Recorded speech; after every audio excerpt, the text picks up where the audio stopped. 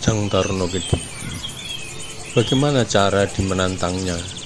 Kakang hanya menemani saja. Aku rasa Adi Alit juga tidak keberatan ikut. Ujang Tarno Alit. Aku ikut Kakang, ingin menyaksikan bagaimana hebatnya Kakang Peke mengalahkan lawannya, karena selama ini tidak ada orang berani berurusan dengan Kakang karena kuatnya tangan Kakang. Ujang Tarno Peke. Terima kasih Adi Alit. Kita cegat Kakang. Pas dia akan melewati jalan menuju tempat tinggalnya di bawah bukit. Mari kita berangkat sekarang.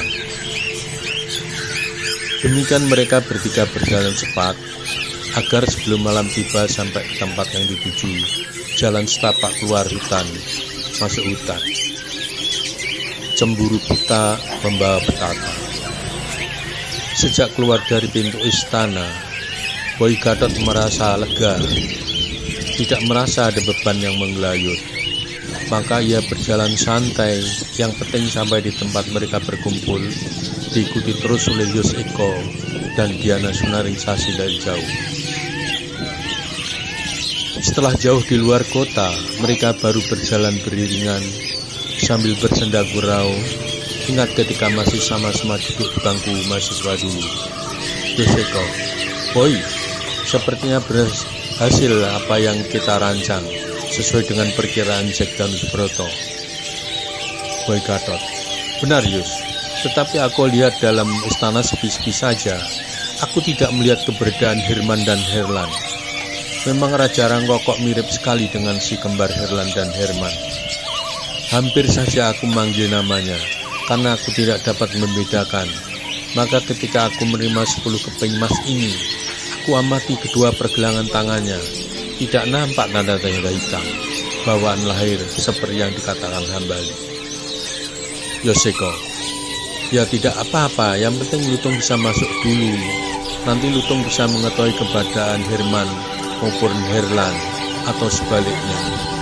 Bila Herman dan Herlan mengetahui keberadaan Lutung, pasti dia mengetahui kita berada di wilayah ini, siap membawa mereka. Boy Gatot. Wah, semakin rumit saja. Terus gimana isi gimbolan ikat pinggangmu yang dikira emas betulan itu? Yos Eko. Hahaha. Dah aku buang berat-berat di bawaan, malah memancing orang lain memusuhi kami berdua karena berlagak menjadi pedagang kaya, sementara gimbolan hanya berisi batu kali yang semalam aku cari bersama Diana. Hahaha. Diana Sunaringsasi. Benar Boy, batu bikin berat, namun ada gunanya dapat mengalahkan lawan dalam sekejap tanpa membuang tenaga. Hihihi. Semakin siang suasana semakin panas. Mereka bertiga yang tadinya sering berkelakar, sekarang pada diam pada lampunya masing-masing, sambil berjalan menyusuri jalan setapak ke bukit tempat mereka sementara berkumpul. Dari jauh sudah kelihatan hutan pisang sebagai tempat tinggal mereka sementara. Diana Sunaringsasi dan Yos Eko terkejut jika melihat kehadiran 3 orang, di antara salah satunya adalah Ujang Tarno Peke. Maka segera memberi salam. Selamat bertemu kembali Tarno Peke. Pasti yang lain Pucang Tarno Gede dan Pucang Tarno Alit.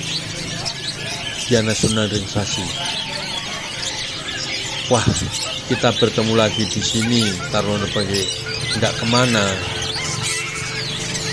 Mendapat teguran Sunaringsasi, wanita cantik yang membuat orang gagal fokus. Pucang Tarno Peke yang tadinya marah ingin rasanya segera melumat Yos Eko agak reda kemarahannya. Dengan salah tingkah menjawab sekenanya.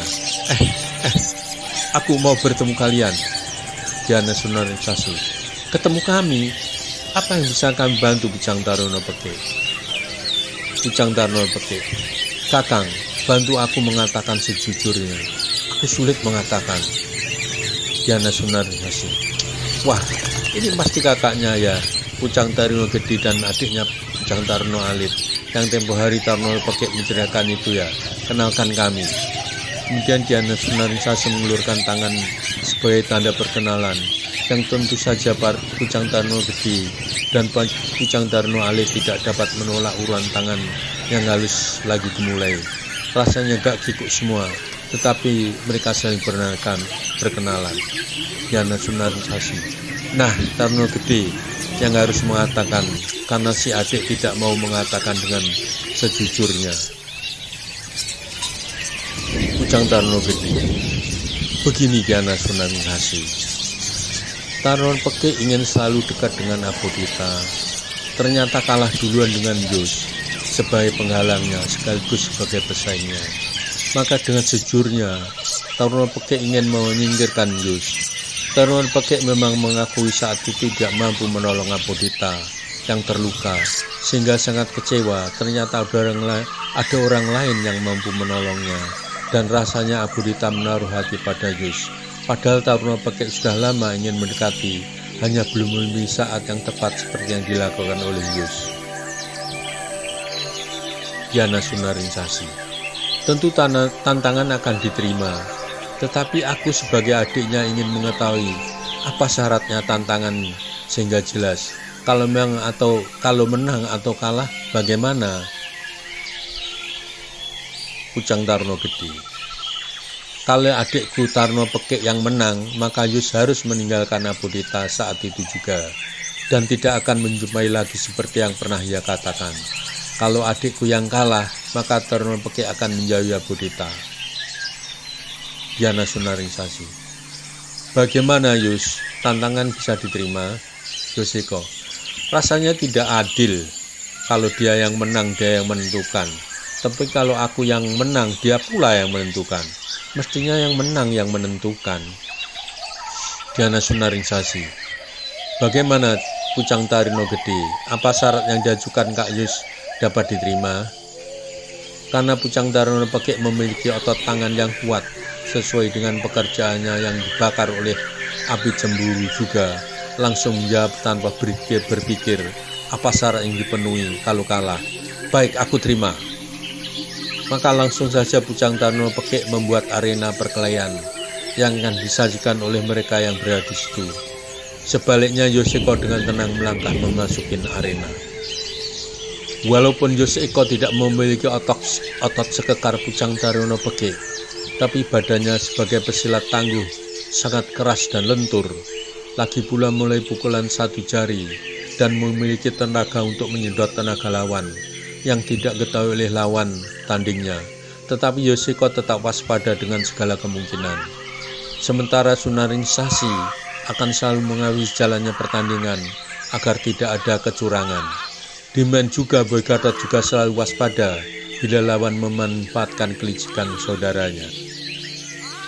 Oleh karena memiliki otot tangan yang kuat, Ujang Tarno Peke menyerang terlebih dahulu dengan mencengkeram leher lawan, bak mencengkeram leher musang.